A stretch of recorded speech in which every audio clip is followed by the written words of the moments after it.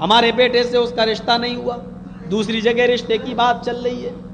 اب مشورے کے لیے وہ میرے پاس آیا، ہم نے سوچا میرے بیٹے سے رشتہ نہیں کیا تو اس کے بیٹے سے میں کیوں ہونے دوں۔ لڑکی کی ہزاروں برائیاں بیان کر دی، ایک سچائی تھی 99 جھوٹ ملا کر آپ نے اس کو پیش کر دیا۔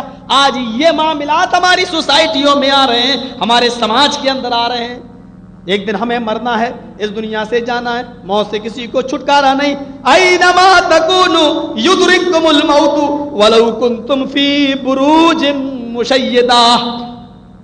بڑے بڑے قلعوں میں چلے جاؤ، محلوں میں چھپ جاؤ، سمندروں کی تاریکی میں چلے جاؤ، اینما تکونوا یدرککم الموت ولو کنتم فی بروج مشیدہ۔ موت تو تمہیں ادھر بھی آ پکڑے گی، موت تو تمہیں ادھر بھی جکڑ لے گی، موت تو تمہیں ادھر بھی اپنے شکنجے میں لے لے گی۔ لیکن ہاں میرے بھائیوں، میں اتنا ضرور کہوں گا کہ اپنے بھائی سے محبت کرو تو اللہ کے لیے، دشمنی کرو تو اللہ کے لیے، اپنی ذاتی دشمنیاں نہ نبھاؤ۔ ذاتی دشمنی سے ہمیں اور آپ کو کیا مل جائے گا؟ حضرت علی رضی اللہ تعالیٰ عنہ سے ایک یہودی کا جھگڑا ہو گیا، ایک یہودی کا جھگڑا، اور زبردست جھگڑا۔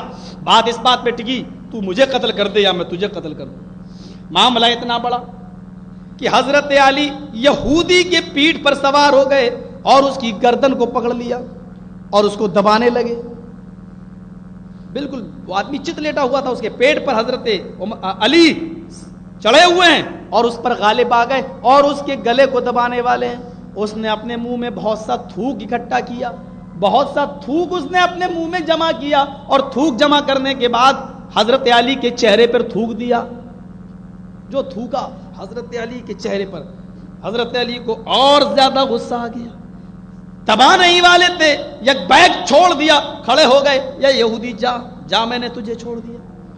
یہودی کہنے لگا علی تمہاری مہربانی ہے جو مجھے چھوڑ دیا، لیکن ایک بات میری سمجھ میں نہیں آئی، آخر تم تو میرے اوپر سوار ہو چکے تھے اور مار ڈالنے ہی والے تھے، میں نے تمہارے اوپر جب تھوکا تو تمہارا غصہ میں نے دیکھا اور زیادہ بڑھ گیا، اس غصے میں تو تم کو مجھے مار ہی ڈالنا چاہیے تھا، لیکن میں نے دیکھا جب غصہ زیادہ آیا تو تم نے چھوڑ دیا۔ کیا بات ہے؟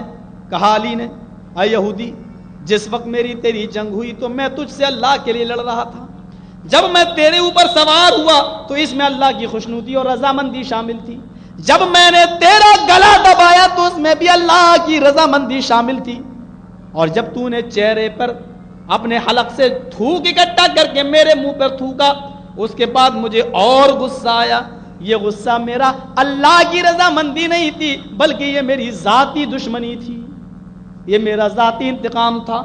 یہ تیرے تھوکنے کے بعد جو غصہ آیا یہ اللہ کے لیے نہیں تھا، اگر اس غصے میں مارا جاتا تو مجھے کوئی ثواب نہ ملتا، میں نے اپنا ذاتی انتقام نہ لیا، ذاتی بدلہ میں نے معاف کر دیا، جا میں نے تجھے چھوڑ دیا۔ یہودی کہنے لگا جو اپنے رب کے لیے لڑتا ہو اس آدمی سے اچھا کون ہو سکتا ہے، اور جو اپنا ذاتی انتقام قاتل کو قتل کرنے کی بجائے معاف کر رہا ہو اس سے اچھا مذہب کس کا ہو سکتا ہے؟ وہ یہودی وہیں سے چیخ پڑا اشہد ان لا الہ الا اللہ واشہد ان محمدا عبدہ ورسولہ۔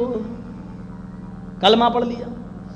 امیر المومنین کے ایک نہیں 50 واقعات اس قسم کے ملتے ہیں۔ میرے پیارے ساتھیوں ذرا تصور کرو، ممبر پر کھڑا ہے، ممبر پر حضرت عمر فاروق کھڑے ہیں اور اذان ہو رہی ہے، اذان کے بعد جیسے ہی ممبر پر کھڑے ہو کر کہتے ہیں ان الحمد للہ نحمدہ ونستعینہ ونستغفرہ اما بعد فان خیر الحدیث کتاب اللہ۔ ایک نوجوان کھڑا ہوتا ہے، کہتا ہے عمر تیرے جسم پر یہ نیا کرتا جو آیا ہے کہاں سے آیا، پہلے حساب دے۔ تیرے جسم پر یہ نیا کرتا جو آیا ہے یہ کہاں سے آیا ہے، ذرا اس کا حساب دے، ورنہ خطبہ دینے کا تجھے حق نہیں۔ ایک معمولی آدمی اور یہ جانتا ہے کہ عمر فاروق کی ایک تلوار سے میری گردن کہاں گرے گی، جانتا ہے، جانتا، اس کے باوجود کہہ رہا ہے عمر پہلے حساب دے کہ یہ نیا کرتا تیرے پاس کہاں سے آیا۔ حضرت عمر فاروق نے کہا اس کی صفائی میں نہیں میرا بیٹا دے گا، عبداللہ کھڑے ہو جاؤ، عبداللہ کھڑے ہو جاؤ، بتاؤ یہ نیا کرتا کہاں سے آیا۔ حضرت عبداللہ ابن عمر کہنے لگے بیت المال سے سب کو ایک ایک چادر ملی تھی، میرے باپ کو بھی ایک چادر ملی تھی، میرے باپ نے اسی چادر کا کرتا بنا لیا۔ آئے مخاطب، اب تو اجازت دیتا ہے مجھے خطبہ دینے کی، میرے بیٹے نے تجھے سمجھا دیا ایک ایک چادر سب کو ملی تھی، میرے باپ کو بھی ملی تھی، یعنی مجھے بھی اسی چادر کا میں نے کرتا بنا لیا۔ کہنے لگا نوجوان بالکل نہیں، ابھی اجازت نہیں ہے خطبہ دینے کی۔ ایک بات بتاؤ عمر، ایک چادر مجھے بھی تو ملی تھی، میرے ایک چادر میں کرتا نہیں بنا، تو سب سے زیادہ لمبا تڑنگا ہے، سب بیٹھ جائیں تو سب کھڑے ہو جائیں تم بیٹھ جاؤ تو ایسا لگتا ہے کہ تم بھی کھڑے ہو، اتنے موٹے تازے اور اتنے اچھے پرسنالٹی کے مالک جب مجھ جیسے پتلے دبلے لڑکے کا کرتا نہ بنا تو آپ کا ایک چادر میں کرتا کیسے بن گیا؟ آئے عبداللہ سب آئی دو۔ عبداللہ نے کہا مجھے بھی تو ایک چادر بیت المال سے ملی تھی، میں نے اپنی چادر بھی اپنے باپ کو دے دی، میرے باپ نے اپنی اور میری دونوں چادروں کو ملا کر کرتا بنا لیا، کیونکہ میرے باپ جو قمیض پہنتے تھے اس میں 12 پیوند لگے ہوئے تھے، میں نے اپنی چادر بھی اپنے باپ کو دے دی، دونوں کو ملا کر میرے باپ نے قمیض بنا لی۔ آئے نوجوان اب بتا، کہنے لگا امیر المومنین معاف کیجئے مجھے حساب مل گیا، اب آپ خطبہ دے سکتے ہو۔ تب حضرت عمر فاروق نے خطبہ دینا شروع کیا۔ کتنا محتاط طریقہ تھا، اور ایک معمولی آدمی بھی حساب و کتاب لینے کا ذمہ دار تھا۔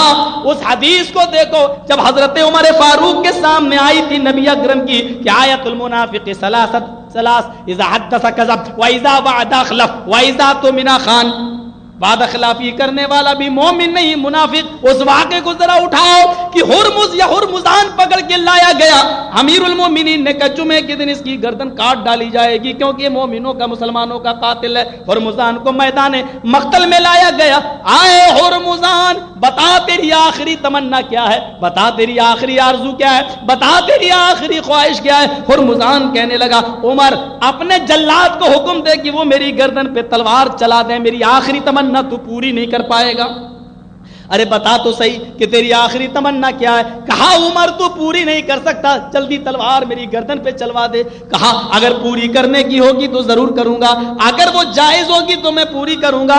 آئے عمر تو میری جائز تمنا بھی پوری نہیں کر سکتا؟ ارے میرے بھائی ذرا بتا تو صحیح، لیکن میں تجھے چھوڑوں گا نہیں، آخری تمنا بتا، جائز ہے تو میں پوری کروں گا۔ کہتا عمر اگر بہت شوق ہے میری تمنا پوری کرنے کا، جائز تمنا ہے، پہلی تمنا یہ ہے کہ یہ کنواں سامنے دکھ رہا ہے، اس کنویں کا پانی اپنے ہاتھ سے میرے ہاتھ میں دے دو، ایک گلاس برتن میں بھر کر میں آپ کے ہاتھ سے لایا ہوا پانی پینا چاہتا ہوں۔ یہ میری ایک تمنا تو یہ ہے کہ آپ پانی لائیں اور مجھے دیں۔ دوسری تمنا یہ ہے کہ میں کسی جلاد کے ہاتھ سے نہیں کٹنا چاہتا، میں آپ کی تلوار سے آپ کے ہاتھ سے کٹنا چاہتا ہوں۔ جب میری گردن پہ تلوار اگر کوئی چلائے تو آپ چلائیں۔ امیر المومنین نے کہا جا تیری یہ دونوں شرطیں پوری ہوں گی، میں ہی تجھے قتل کروں گا، قتل کی سزا قتل ہے، میں تجھے قتل کروں گا، لیکن یہ بتا کہ آخر تو میرے ہاتھ سے کیوں کرنا چاہتا ہے، میرے جلاد کے ہاتھ سے کیوں نہیں کرنا چاہتا؟ کہا اس لیے عمر تیری بہادری کے چرچے سنے، تیری بہادری کے چرچے سنے، دل چاہتا ہے کہ تیرے ہاتھ سے کٹوں، اس لیے کہ میں نے سنا ہے کہ عمر جب تلوار چلاتا ہے تو اس کے ہاتھ میں کپ کپی نہیں ہوتی ہے، میں تڑپ تڑپ کے نہیں مرنا چاہتا، میں آپ کے ہاتھ سے کٹنا چاہتا ہوں۔ عمر نے تلوار لے لی، جلاد سے کنویں کے پاس گئے، تازہ پانی کھینچا، پانی بھر کے لائے، آئے ہرمزان لے یہ پانی پی لے۔ ہرمزان نے پانی کے گلاس کو منہ تک لگایا لیکن پیا نہیں، اور اس نے واپس کیا، پانی کو واپس لایا اور عمر فاروق کی چمکتی ہوئی تلوار کو دیکھا، ایسے جیسے وہ ڈر رہا ہو، پھر منہ تک لے گیا پانی، پھر ہٹایا اور عمر کی تلوار دیکھنے لگا، پھر منہ تک لے گیا، پھر ہٹایا، پھر عمر کی تلوار دیکھنے لگا گویا کہ وہ ڈر رہا ہو۔ امیر المومنین مسکرائے، کیا بات ہے، پی کیوں نہیں رہا ہے؟ کہا عمر مجھے ڈر لگ رہا ہے کہیں ایسا نہ ہو کہ میں پانی پیوں اور تو بے وفائی کر جائے، تو وعدہ خلافی کر جائے، تو غداری کر جائے، کہیں تیرے میں پانی پیوں اور پورا پانی بھی نہ پی سکوں اور تیری تلوار میری گردن پہ چل جائے۔ अमीरुल मोमिनीन मुस्कुराए, कहने लगे आए हुर्मुजान, मैं मोहम्मद रसूलुल्लाह का मानने वाला हूँ और मोहम्मद का साथी कभी झूठ नहीं बोलता, कभी वादा खिलाफी नहीं करता, कभी गद्दारी नहीं करता। मैं तुझसे वादा करता हूँ जब तक तू उस पानी को पी नहीं लेगा जो तेरे हाथ में, मैं तेरी गर्दन पे तलवार न चलाऊंगा। अब हुर्मुजान मुस्कुराने लगा। अमीरुल मोमिनीन कहते हैं जल्दी पानी पी, मुस्कुराने का वक्त नहीं है, गर्दन कटने वाली है। कहा उमर अब तुम मेरी गर्दन बिल्कुल नहीं काट सकते। कहा ये क्या बात है, पानी पी रहा या नहीं? उसने कहा उमर मैं जानता हूं कि मुसलमान कभी झूठ नहीं बोलता, कभी वादा खिलाफी नहीं करता, और अभी अभी तुमने मुझसे वादा किया कि जब तक तू उस पानी को पी नहीं लेगा जो तेरे हाथ में है, मैं तेरी गर्दन पे तलवार नहीं चलाऊंगा। उसने पानी के गिलास को उठाकर पटक दिया। कहा उमर ना मैं वो पानी पीऊंगा ना तेरी तलवार मेरी गर्दन पे चलेगी। उमर फारूक कहते हैं जिंदगी में मैं पहली मर्तबा तुझसे धोखा खा रहा हूं, जाओ लोगों छोड़ दो इसको। कहा कि नहीं, ये तो मुजरिम है साहब आने का।